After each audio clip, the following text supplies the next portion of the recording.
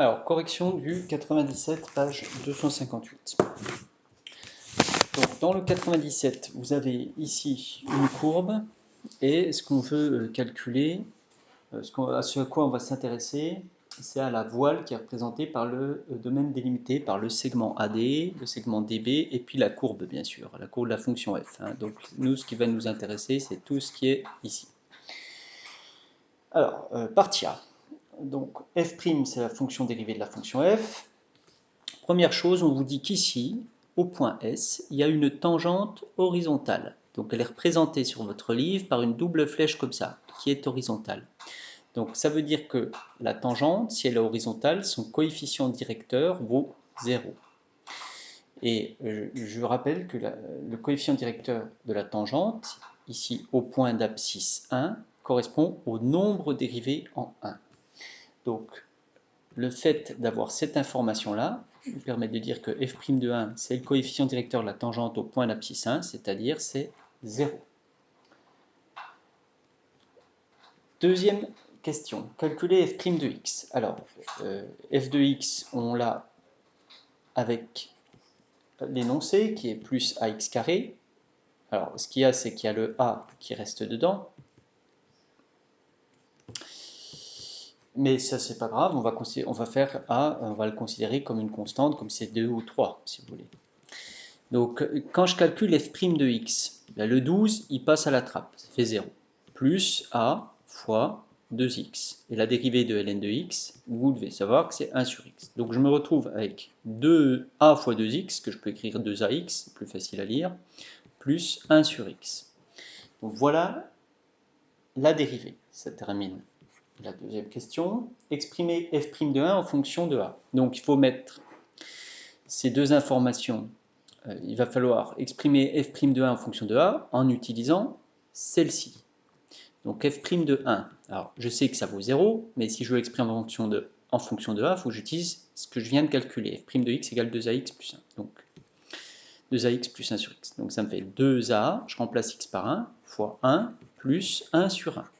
Ça me fait donc 2a plus 1.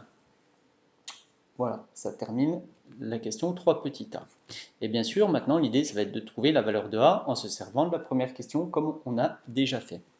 Donc, si f' de 1 vaut 2a plus 1, on déduit de 1 et 3a que ça, f' de 1, vaut 0.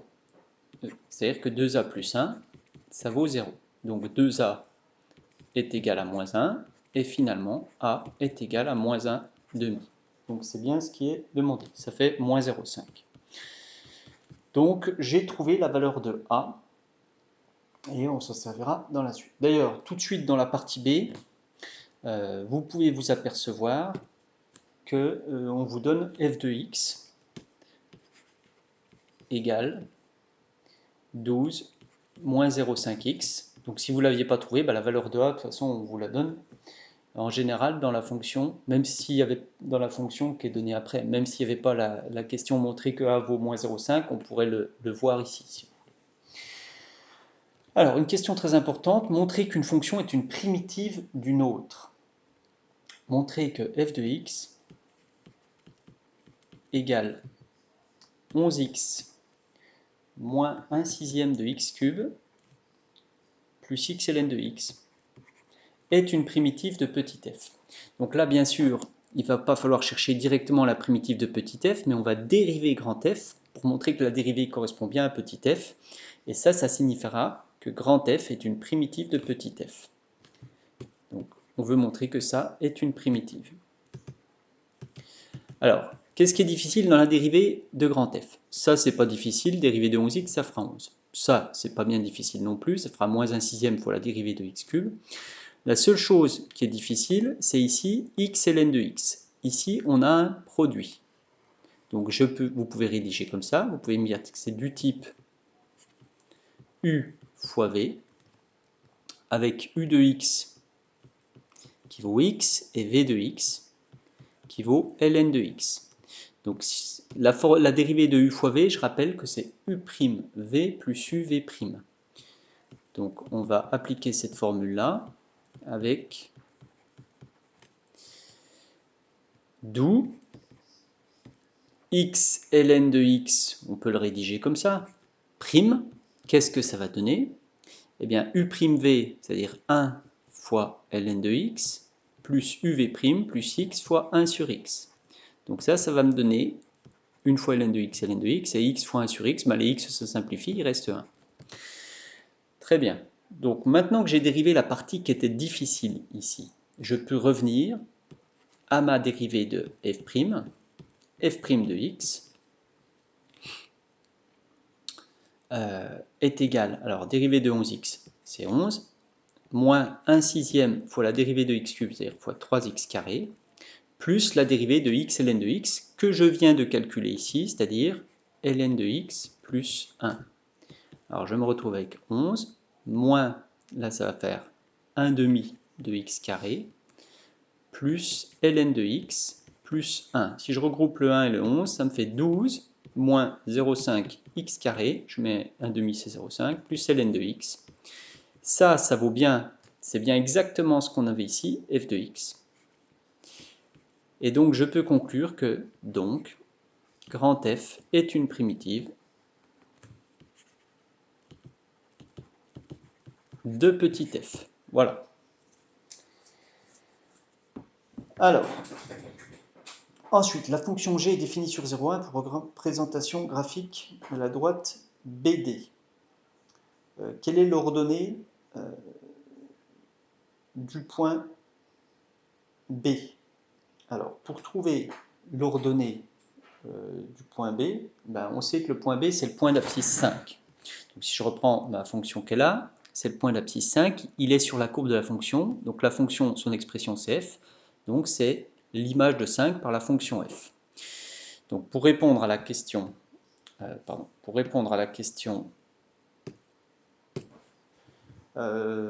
qui c'est le numéro 2a, l'ordonnée du point B, c'est f de 5. Et f de 5, en remplaçant, ça nous fait 12 moins 0,5 fois 5 au carré plus ln de 5. J'obtiens donc 12 moins 0,5 fois 25, ça va faire moins 12,5 plus ln de 5. Ça me fait donc moins 0,5 plus ln de 5 ou encore ln de 5 moins 0,5. Donc on a bien trouvé, on a trouvé l'ordonnée du point B. Et si l'ordonnée du point B vaut ln de 5 moins 0,5, la fonction g qui est la droite BD, donc c'est une fonction constante parce que la droite BD est horizontale, donc parallèle à l'axe des abscisses, donc horizontale, donc son expression est du type g de x égale k. Et comme on a trouvé que l'ordonnée du point B, or, elle passe par B de coordonnées 5, ln de 5 moins 0,5. Donc si elle passe par ce point-là, eh bien, je peux conclure que g de x est égal à ln de 5 moins 0,5. On sait que les fonctions dont la courbe est horizontale sont les fonctions constantes.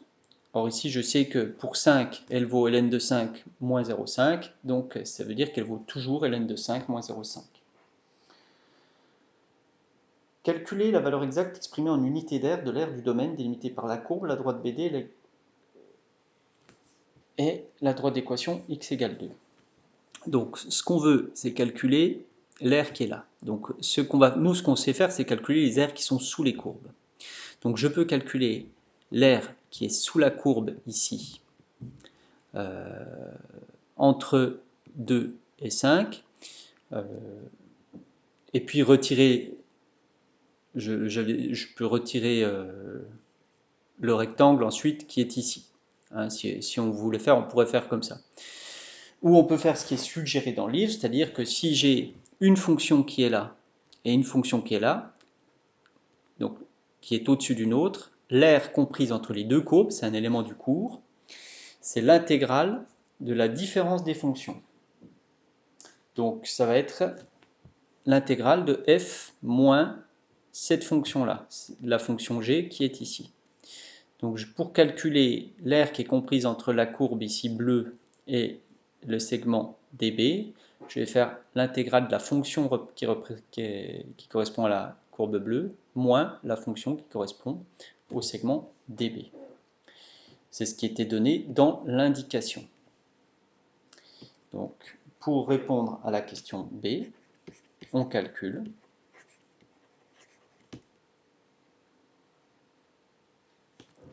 l'intégrale de alors f de x moins g de x compris entre 2 et 5 dx. Donc ça nous fait l'intégrale de f de x moins ln de 5 moins 0,5 dx. Alors, ce qui est relativement pratique ici, c'est que f, on en a trouvé une primitive. Donc vous savez que pour calculer une intégrale, il va falloir donner une primitive. Alors, une primitive de f, j'en ai une. Ça, c'est une constante. Donc, vous devez savoir qu'une primitive de k, une primitive de k, c'est k fois x. Donc, une primitive de cette constante-là, elle est très facile à donner. Il suffit de faire ça fois x. Donc, à partir de là, je peux calculer, je peux dire que c'est grand f de x moins ln de x moins 0,5, ça c'est la constante, fois x, entre 2 et 5. Donc ça nous fait grand f de 5 moins ln de 5 moins 0,5 fois 5, moins, j'ouvre une parenthèse, grand f de 2, moins ln de 5 moins 0,5 fois 2. Voilà l'expression qui est un petit peu compliquée, mais on vous demande quoi? La valeur exacte exprimée en unité d'air. Donc je vais simplifier un peu l'expression. J'efface ici au-dessus et je garde mon expression du bas. Donc la valeur exacte, f, donc ici je remonte là. Alors f de 5, qu'est-ce que ça fait grand f de 5? Ça nous fait 11 fois 5, 55. Donc là, il faut calculer. Moins 1 sixième de 5 au cube, c'est-à-dire de 125, plus 5 ln de 5.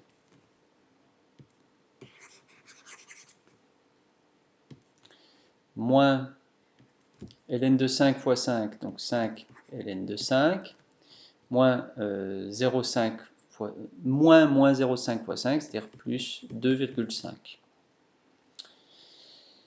Bon, on voit déjà que ça s'en va. Hein. Moins, il nous reste f de 2, donc f de 2, quand je remplace dans l'expression, ça va nous faire 22. 22 moins 1 sixième fois 8, plus 2 ln de 2. ln de 2, puis il nous reste moins ln de 5, moins 0,5 fois 2. Voilà, donc je me retrouve